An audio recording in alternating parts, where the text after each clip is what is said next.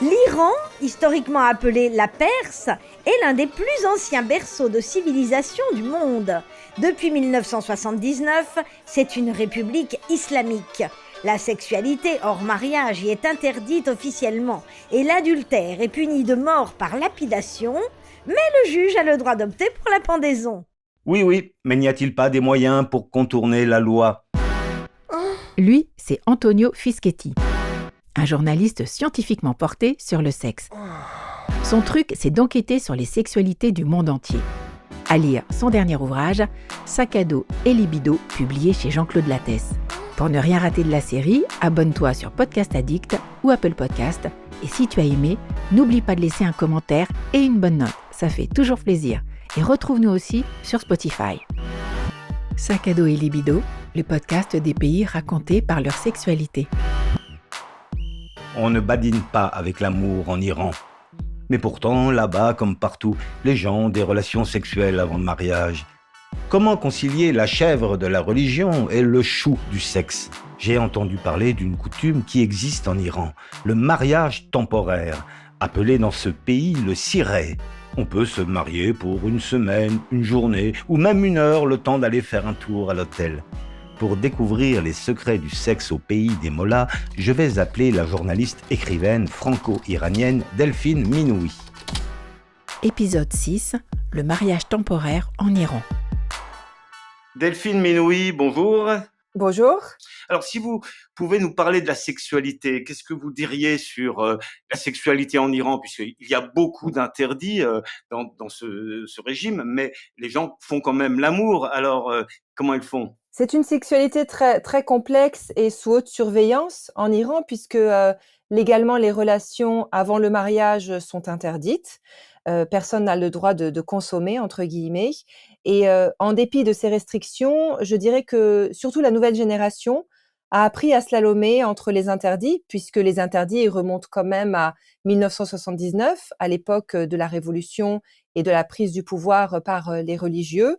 Donc, il y a régulièrement des rencontres qui se font dans les parcs, dans les cinémas, il y a des soirées clandestines.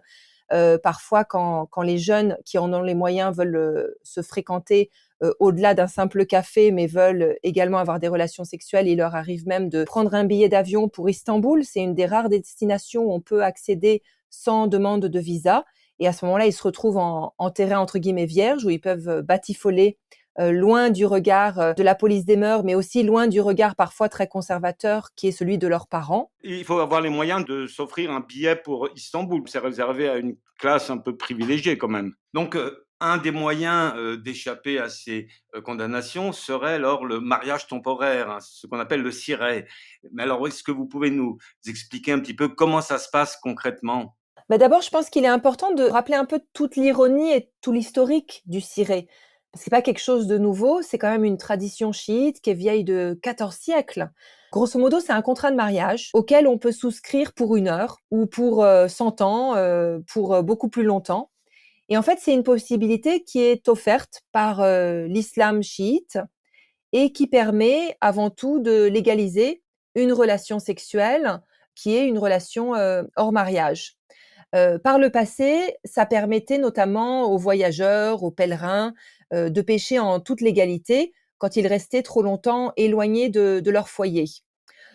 Aujourd'hui, ce ciré, il a une autre dimension.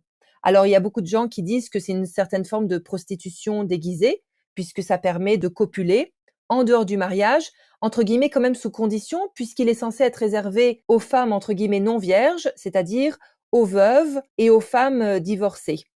Maintenant, ce dont on se rend compte de plus en plus, notamment chez les jeunes, c'est que c'est tout simplement, je dirais, un bricolage législatif. C'est une façon astucieuse de s'arranger entre hommes et femmes pour avoir des relations sans risquer les sentences, les punitions dont on parlait tout à l'heure. Mais comment on fait ? On va chez un mollah et on sort avec un bout de papier, un certificat. C'est comme ça que ça se passe ? Vous prenez rendez-vous chez un mollah et ce mollah, en l'échange de quelques formules religieuses et d'un bout de papier, eh bien, il vous marie. Et ça vous donne une espèce de garantie pour pouvoir copuler, entre guillemets, en toute légalité, c'est-à-dire, par exemple, un petit copain et une petite copine, ça leur permet d'aller s'embrasser dans un parc sans être inquiétés.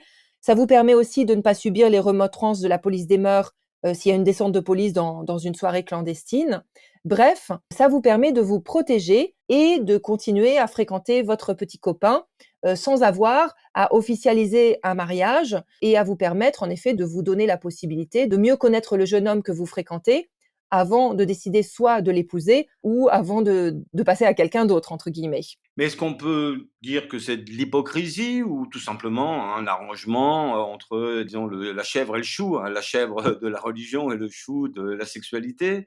Dans l'ensemble, on peut quand même parler d'une énorme hypocrisie. C'est une façon pour tout le monde de fermer les yeux, pour les jeunes de s'accommoder des restrictions pour pouvoir quand même continuer à copuler en toute discrétion.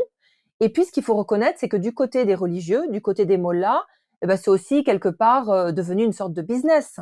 Parce que il arrive souvent que des mollahs acceptent de fermer les yeux contre quelques billets. Certains mollahs, maintenant, aujourd'hui, demandent à être payés directement en dollars pour contourner la dévaluation de la monnaie locale, pour se permettre quand même un petit butin, un petit coussin sécuritaire financier en organisant des mariages temporaires. Et dans ce genre de cas, ils ferment pertinemment, sciemment les yeux sur le fait que la fille est encore vierge si elle n'est ni divorcée ni veuve.